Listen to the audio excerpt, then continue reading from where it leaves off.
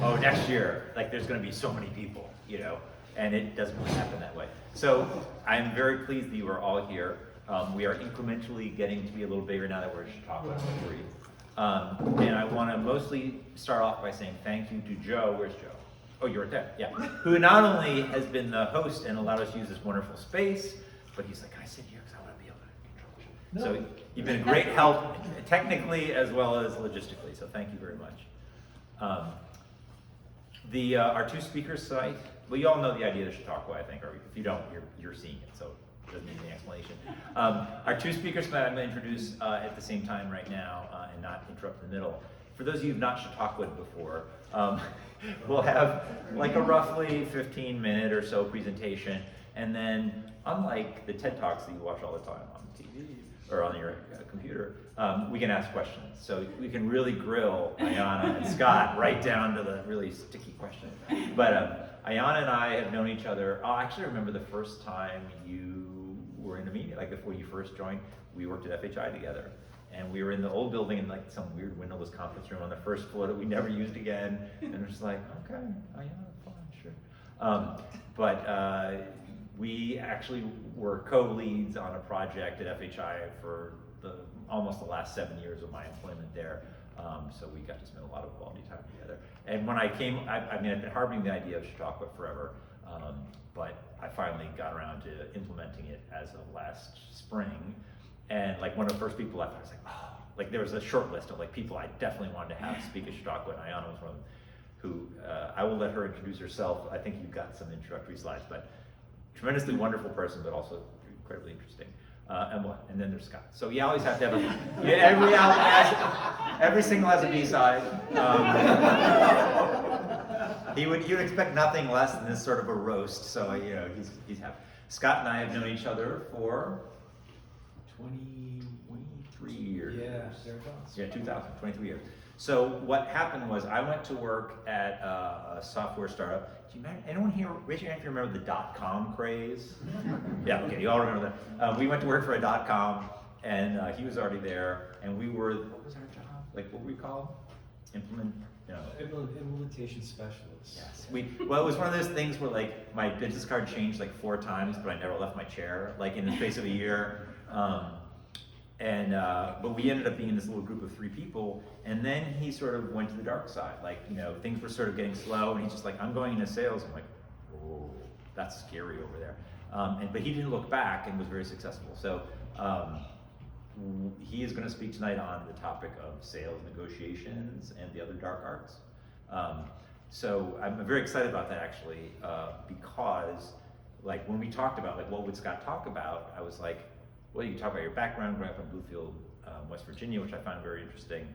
And he's taught me all kinds of phrases that I use in my pepper with my everyday speech, such as some of you who know me, like, ugly as a bulldog chewing on yellow jackets. My gift to the world. But it was like, hey man, like, you know, most of the people I know are like public health, sciencey people and nerd balls and teachers and so on, and like, that's a whole different world, like sales and all that stuff. So, and you know, he's a hard-nosed negotiator, so he chose to talk on that, which I'm really excited to see what he has to say about. So, without further ado, thank you everyone for coming here. I'm really excited. If no one else enjoys this, I love these evenings, so it's like great for me. Take the floor. Mind the camera? Yes. Okay, fine. All right, am I fine? Okay. Wherever you go. Okay, so I think we can go to. So yeah, so if you press play on your thing, hopefully that will work. No, Like slideshow or something. it's on slideshow. Do we have to switch it Oh, okay, back well to? then I can switch. Let me do I think this. we have to switch Hold it on, back. watch this. Oh, yeah. Are we on HDMI 1? Yeah. Let's see. Bam! There we go. Nailed it. Okay. Thank you everyone for coming again. My name is Ayanna Moore, and as Sam said, we worked together for many years at FHI. And Sam has asked me to do this a couple times, and I was like, I don't want to talk about science though, because I'm a scientist. And I was like, I have nothing to talk about. And I had to actually call my brother and say, is there anything interesting about me that I can talk about? Oh my God. Really? And he was You like, could have called me. So anyway, my brother actually motivated me to give this talk today. So Yes, it's called Inch, Pinch, Click, Repeat. So I'm going to talk about stop motion animation. So who am I and why am I talking about this? So yes, I'm a scientist. My background is actually math and science. I have degrees in math and physiology and biophysics, and I've done cell and molecular biology, and over the last 20 years I've been doing clinical research management. So my life is all science all the time. But I've always had a love in my heart for the arts, but I've never been very good at them. At least not to the point that I thought I could make a career of it. So it's been more of a hobby than it has been a career choice. But I've actually dabbled in quite a few artistic endeavors. So that's how I came upon stop motion animation. So just a little walk down memory lane of kind of the artistic things that I've been into. So I quilted for a long time. I used to make quilts for like every new baby that, you know, came into my life. These quilts I made for my niece and nephew, mostly by hand, on all of my trips back and forth to Johannesburg. It's a long flight, if you don't know. I've flown back and forth to Johannesburg about 50 times. And so I like hand stitch these quilts on those flights for them. They're 12 years old now, but they still have them. I was into stenciling for a long time. So I would actually like make these stencils with like X-Acto knives and cardboard. And I had this series I started, like Women in Revolution. And I got to about 4, let me show 3 here. And then I like moved on to the next. I hear about things and then I want to try them. So like I just like to try different things. But these are all stencils I made. They're full size. Oh, I've got They like it. fans out there. Recently, I've gotten into AI art. I don't know if anyone is familiar with this, but it is very cool. I've gotten into AI art. So you basically you get this AI simulator and you feed real like text into it. You tell it what you want it to create for you and it creates it. So these pictures I created were, I don't know if there's any Trekkie nerds in here, but these were created based on 7 of 9 from Star Trek, from the board, yep. And so, yeah, so I fed that information in and told it what background I wanted, and this is what it created for me. So it's based on 7 of 9. So for those of you who are familiar with that, you'll have to look that up if you're not. So wait, you had to figure out what was interesting about yourself? Like, I don't think of like these are things I do like, and then like I said, I move from one thing to the next, and you don't really think about it, and you don't know if people are going to be interested. So I didn't know what to talk about. Also, I recently started to create, design notebooks that I sell on Amazon, which is another random odd thing that I didn't know you could do. So Amazon will print books on demand for you. So I design covers for notebooks, and I have a whole shop on Amazon. You can buy notebooks. Really? Yeah. Okay. Random. You say so. I know. My brother and I, the same brother I was talking about, we host a podcast called Impolite Dinner Conversation. So I'm paused right now because we've been really busy, but we've been doing that for a couple of years. And I also designed that logo for our podcast. And I write when I can. I really love science fiction and I love short stories. I've been writing science fiction short stories, and I've never thought about getting them published until LeVar Burton had a contest for getting, he was going to publish like he was going to read an unpublished author on his show from last year. My brother was like, you should submit. And I did, and I didn't get it. But it did motivate me to think about publishing. So that's something I also do when I have time. I write short stories. No. So, I'm not talking about any of that stuff tonight. We're talking about stop motion animation. So, back in 2020, you guys remember 2020? The year that was then, kind of. So yes, we were on lockdown because of COVID. Our lives went from being like, basketball and Boy Scouts and piano lessons and swimming and Our lives meaning? Me and my 2 little ones here, to this. This was kind of like what life was like for months for us right there. So, at the beginning of the school year, the fall 2020 school year, this was school right here.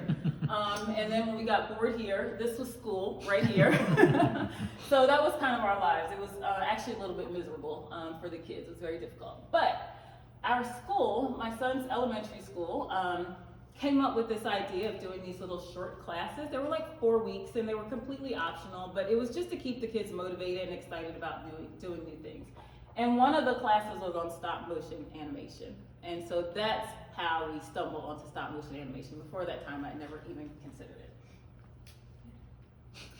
stop motion animation? You might. So, an animated filmmaking technique where you physically move the objects around and you take pictures of them, and then when you run that list of pictures back, it simulates movement, as this guy here doing the floss. The floss. If you guys don't know that dance. Fun fact, hopefully none of you have this. Lutomatophobia. This is actually the irrational aversion to stop motion animation or claymation. So if you are affected by this, please avert your gaze for this presentation because you will be freaked out. And there are a lot of clips of stop motion animation in here. So hopefully none of you have this. So there's a couple of different methods you can use for stop motion animation. So there's cutout motion. This is just a two-dimensional stop motion animation. This is basically pieces of paper or fabric, whatever, that are just laid out on paper. Completely two-dimensional, simple to make. There's object motion. You've probably seen these with like little Lego figures and action figures, and these are really easy to make because their feet are flat, so it's easy to like walk them around without falling over. There's pixelation. This is when you use a real person and you take the pictures, and oftentimes they're laying on the floor like this little girl, because that way you can simulate weird movements, or like they're in space or in water by like moving objects around them. And then there's claymation. You guys are probably familiar with this once a little green ball of clay Gumby. So this was probably one of the most famous claymation stop motion animations. Another fun fact, Gumby originally aired from 1955 to 69, and then he went dark for a while because kids were much more into cartoons than they were into this little green ball of clay. But in 1982, Eddie Murphy did a wonderfully raunchy remake of Gumby on Saturday Night Live, which sparked so much nostalgia in people that they actually brought Gumby back. And by the late 80s, Gumby was back on the air. And so, thanks to Eddie Murphy, even kids today now know who Gumby is. So, I'm Gumby, damn it. Huh? Okay, so back to us. So we decided to take this little stop motion animation class. And so this was our first setup. We just had a camera on a tripod. We downloaded some completely free software. It was very, very easy to use. And we got some characters, and we decided to put together our first animation. So this is the first one we did. This is O from the movie Home. And I think that came from like a McDonald's Happy Meal. And then we also got a few other toys. I think we got some Star Trek or Star Wars figures, and we got some Power Rangers, and they got on O's John Deere, and they took a little ride. So that was our first animation. Did you let Nathaniel have anything to do with any of that? Yeah. Okay. No, Nathaniel did that. I like managed kind of, but Nathaniel did a good amount of that. So Nathaniel was really excited about this, and he got a lot of praise from his class, and so he was like really motivated to do the next one. So he actually wrote out this whole wrestling sequence. He was really into wrestling at the time, and so he wrote out this whole wrestling sequence. We wanted to try the whole green screen thing, but he was like too impatient for me to actually figure out how to make it work, so it's just back there, but it's just back there. But we went ahead and set up, and this was his animation that he came up with on his own. So this was it's AJ Styles versus John Cena, and I think our moderator, I forgot who that was. He'll come up in a minute. But another fun fact, I actually made this wrestling ring because what had happened was we got a wrestling ring for Nathaniel for Christmas a few years ago, and it did not stand up to a 7-year-old at the time. His wrestling moves, it was mostly made of plastic. So I took off the WWE banner, and I took off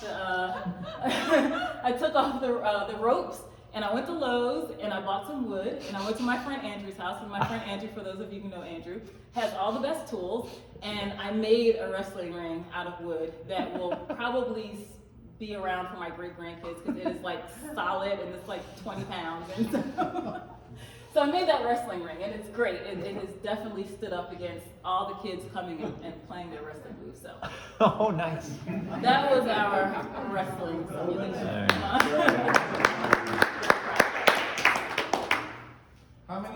does it take to do that? I'm glad you asked. How many pictures does it take to do something like this? So there is a standard for professional animators, and it's about 24 frames per second for a quality animation, for it to be smooth movements. But you can get away with about 8 to 15 frames for like an amateur video, so I think that one was like 10 frames per second. So it's a little choppy, but you can still get the point. And most studios will produce about 10 seconds of film per day. So you already work all day, and at the end of the day, you run it back, you've got 10 good seconds of film. Fun fact, even with the amount of time and energy that goes into this, there are still purists who do this by hand. Even though some of this can be simulated on a computer at this point, there are purists who do this by hand. So there are films that have been done in stop motion animation by hand, such as Kubo and the Two Strings, Isle of Dogs, Guillermo del Toro's Pinocchio, Wallace and Gromit, and then Coraline, which was from 2009. And this was the first stop motion film that was actually shot in 3D as well. So they kind of upped the standard on stop motion animation.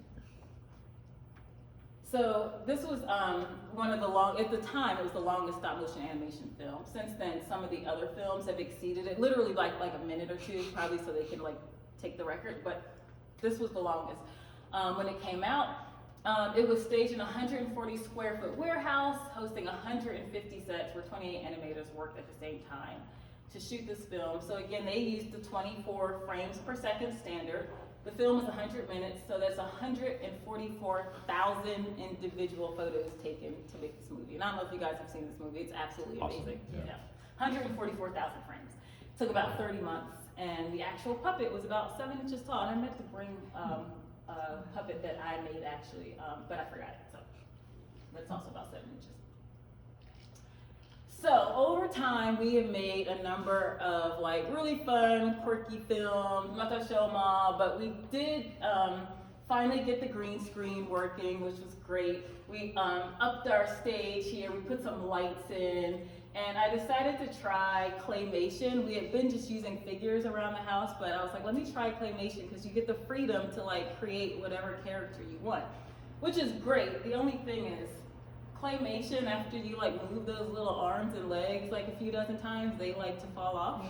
And so that's where the pinch comes in on my title, because when you move them, you're inching and then you're pinching to make sure that they actually stay together before you click. So I did this little claymation video. My brother, who I was talking about before, is also an artist. He's a musician and a poet and a writer and a school teacher. See all these things.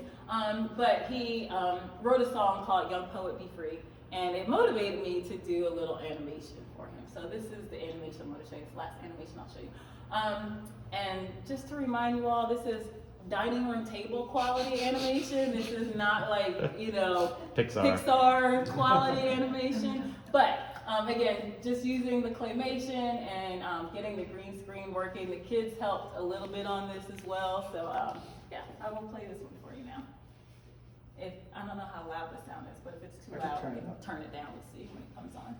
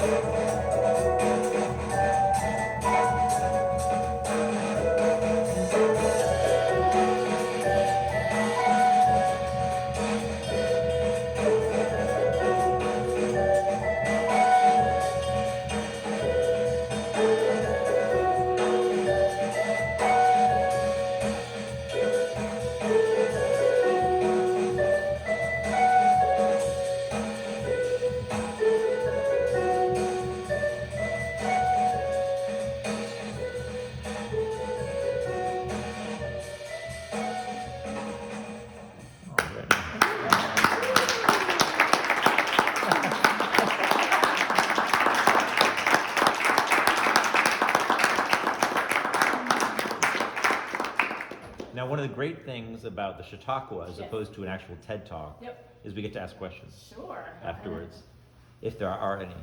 Yes. How did you film the shots where it seemed like the little clay people were coming down off the shelf and were like not all the way down? Oh, I chopped them up. Yeah, so you gotta make sure you're done with them, and then you chop them up. Oh, not the ones where they go through the They're floor, coming off the where they're coming shelf. off the shelf and Oh, like in they're midair. coming down. Oh, yeah. So some of them, because it's clay, I just kind of press their bodies in. But then other times you have to use the string. You can erase the string. So on the software, it's Oh. sophisticated enough to can erase strings and stuff. So if they weren't like on the edge, then I would just like Dang. pull the string and Is then the string erase the green? string. No, you can erase the color string. You can use a green, but that wasn't a green screen on the first one, so it would have showed up. But yeah, you can erase the string. Yeah. Mhm. So you said that you had to make sure you were through with them. So were these, the frames not taken in the sequence that we saw them? Some Because of you them were were out of cutting. sequence. Yeah, some Okay. of them were out of sequence. Yeah, and you can just move the frames around. So yeah. Mhm. So how many hours did that take? Oh, that took like a week to do. Still Yeah. amazing to do it in a week. Yeah, it took a week. Yeah. Yep. How many frames was that? Almost 1,000. Mm. We were like 998, I think, frames. Yeah. And did your kids see you at all during that? I was like, don't come near the table. Yeah. Did you take the pictures with your phone, or do you have like a special camera for that? That's from an iPhone. Oh, wow. Yep. All this is on an iPhone. Yeah, you'd be surprised. Like even a lot of professionals now, like, are just filming things on like Samsungs and iPhones and stuff like that. The camera So good. sophistication is great on these phones now, which is amazing. So, yeah. Are you continuing to do this? Yeah, I'm working on another one for my brother right now. Actually, he actually is with a label, a British label, and they saw this and they like really. And this was kind of just done for fun, but they loved it and they were like, "Do you think she'll do another one for us?" So I'm actually working on another one for him now. That's a little bit better quality, so it'll take longer than that. But yeah. Mm-hmm. Yep. So he's a musician. So He's a Is he musician. doing the soundtrack? That's That was his mhm, sound? Yeah, That that was was him. Yeah. Okay. And he'll do the next one? Yeah. Okay. Mm-hmm. Yep. You mentioned an app that your son used. Yeah.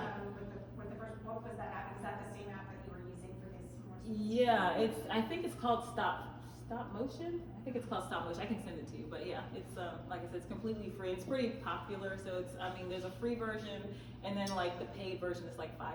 It's not much money, but yeah, it's powerful enough for kids to make like lots of cool videos.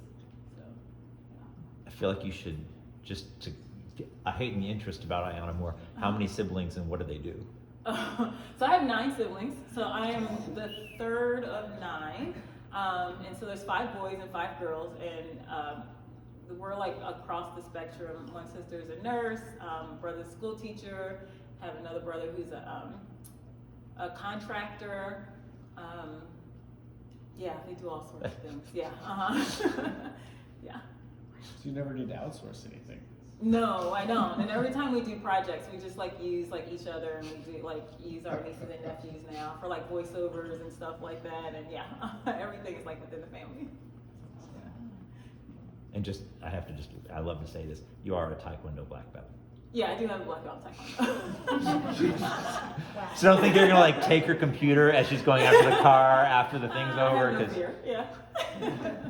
it's not advice. You said the app is on your phone, but then all the finishing work, are you doing that on the phone too? Or I do is it all on my computer? phone. Oh, really? Yeah, All I do it on on my phone. phone. Wow. Yeah. So I would probably move it to my computer for something more sophisticated than this. I mean, you can do it on your phone, but at some point it's limiting. You're sitting there with your finger trying to move things around. So. I just want to say this woman also like works, a really intense